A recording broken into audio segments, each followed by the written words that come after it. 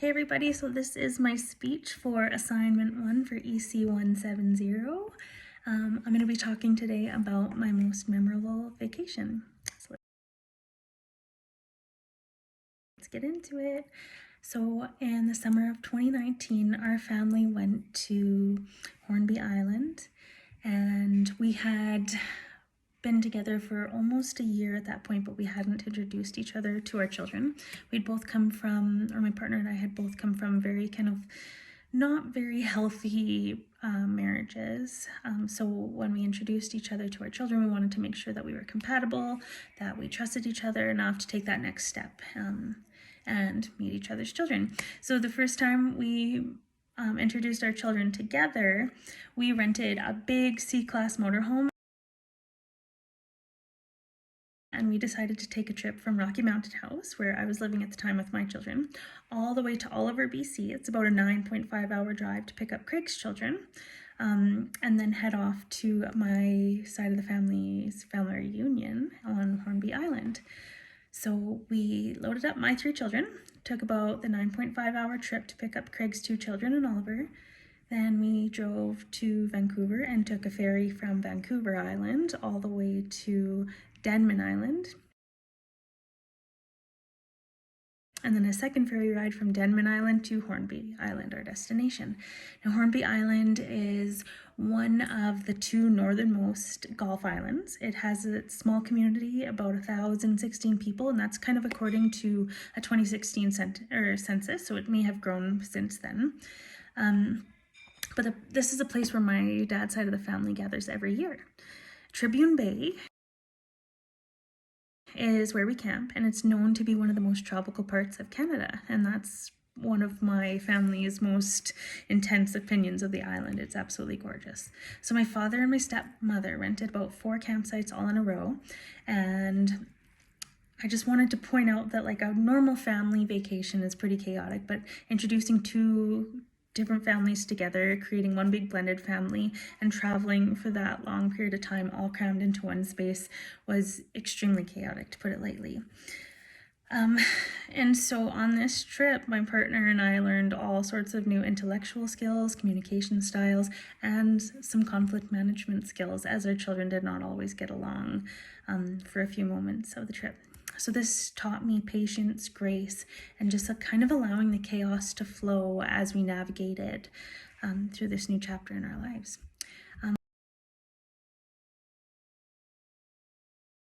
But aside from the chaos, we had an immense amount of wonderful memories, and I'm going to tell you 3 of the funniest ones. So the first one was a hilarious episode with my 2.5-year-old and a little bit of an incident with unripened blackberries. The second one will be exploring the beach and inspecting the many sea creatures and crustaceans, as well as learning about the dangerous lion's mane jellyfish of the island. And the third and most important memory was watching Craig love my children like his own, and kind of keep us all grounded as our children were learning their boundaries with each other. And yeah, let's get into it.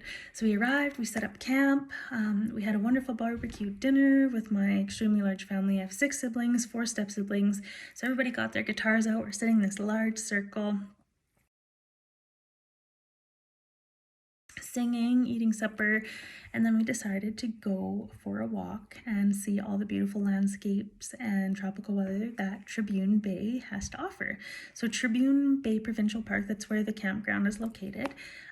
It features broad, gorgeous crescent-shaped beach with white sand, warm water, and just gorgeous spring wildflowers and arbutus trees, and so many different types of aquatic life and wildlife.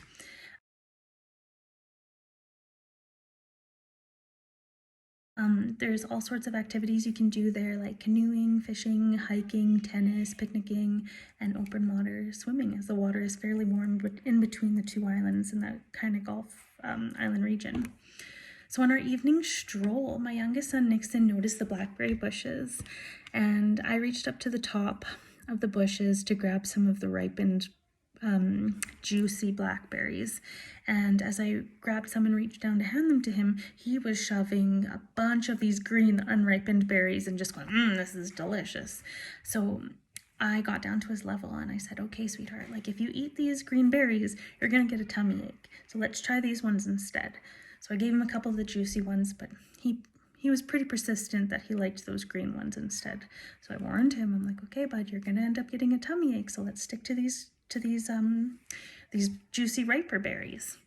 So every time my back was turned on as we continued our stroll, he was just shoving these green unripened berries into his mouth. We walked along the Sunset Beach, and about 15 minutes from our camp, we decided to walk back because the sun was starting to go down. And as we were walking, Nixon, my little guy that was eating those green berries, he started walking a little bit faster than usual.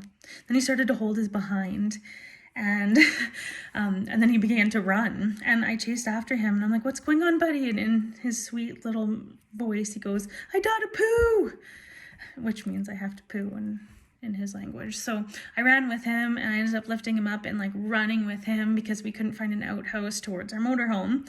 And as we approached the motorhome, Nixon hopped out of my arms and started running for the stairs, and he couldn't reach the door. He was too short to open it, and before I could catch up to him, he had an accident, a green accident, all over the steps of the motorhome in front of the whole group, and he was so embarrassed. All of his siblings were laughing, and I quickly brought him inside, gave him a bath, cleaned up his shorts, and while I was doing that, I could hear Craig outside with our children, and he was explaining to them how embarrassing that was for Nixon and how they need to put themselves into his shoes and imagine what they would have felt like if they had the same thing happen. So I explained and communicated to Nixon that, okay, sweetheart, I told you not to eat these green berries, and you will get a tummy ache if you eat these green berries. So he learned an important lesson that day. So when we got the courage to go outside and he had stopped crying, we were met with all of his siblings and Craig, and everybody got down to his level and gave him a big hug and apologized for laughing at him. And so that was just like a really sweet moment. So the next day we woke up early. This is story number 2. And we headed to the beach for a full day of swimming, hiking, playing in the sand, and kind of just exploring all of the views that Hornby Island has to offer.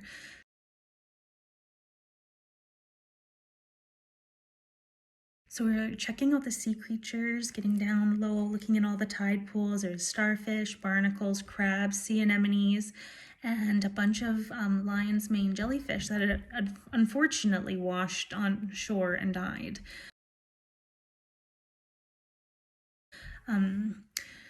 So a little fun fact about the jellyfish is they're referred to as the giant jellyfish, the Arctic red jellyfish, or the hair jelly, and it's one of the largest known species of jellyfish in the northern Pacific Ocean and the Atlantic, as well as the boreal waters of the Arctic. Lion's mane jellyfishes use their large stinging tentacles to capture its prey and pull it in. They eat fish, zooplankton, other sea creatures, and smaller jellyfish. And my father is an experienced scuba diver and PADI certified instructor, and he explained to all of our children the importance of not touching the tentacles because the tentacles were still intact as we were kind of walking along the beach. Nixon, my youngest, he actually listened this time. So we spent what felt like hours just kind of strolling along the rocky part of the beach, admiring the tide pools and all the life inside. The boys collected starfish and gently held them before setting them back in the pool. They got to experience the feeling of the sea anemones and kind of like the Velcro-ish feeling it gives when you poke them. It kind of like sucks you in. And we watched a match between 2 giant spider crabs fighting over each other's territory in one of the tide pools. It was definitely very cool to see and a memorable experience for our little ones. My father ended up spending most of his time collecting the dead jellyfish and moving them off of the beach so that none of our kids would get hurt. And then we spent the rest of the day digging in the sand, sunbathing, and hiking around the island. And this is where we took our first blended family photo. We were not dressed up. I set my cell phone timer on, and we all lined up on the rocky shore, and the sun was about to set, and it turned out to be one of our all-time favorite family photos, and it's hanging in our living room. And it was just so wonderful to see Craig interact with our children there. He really took it on as he took on my children as his own, and it was very nice. He took the time to ground us when everybody was getting elevated. He was patient and gentle and lovingly taught them life lessons, specifically when he was explaining to Nixon's brothers and sisters to put themselves into Nixon's shoes. He comes from a large family as well. He's the oldest of 6 siblings, and so he would remind me when I'd feel like we were a burden to him that this is what a big family's like, and he's in this with us.